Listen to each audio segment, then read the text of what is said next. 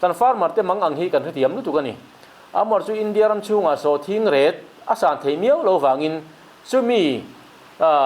khiran chuan kenin ma kan la kan farmer te hian an so thing chin angi khar vek se kan du ani chuti lai chuan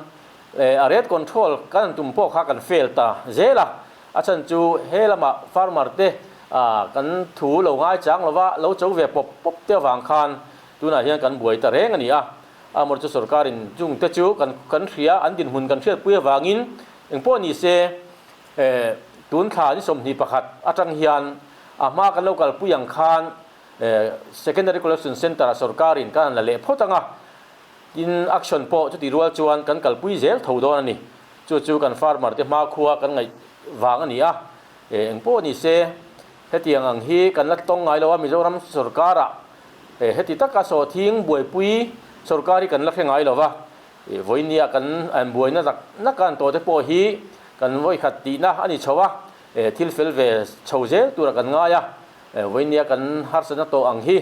na kuma chuan le ma sutkian deu te polo niang ti khan a processing unit te nen kan ma kan choje don ni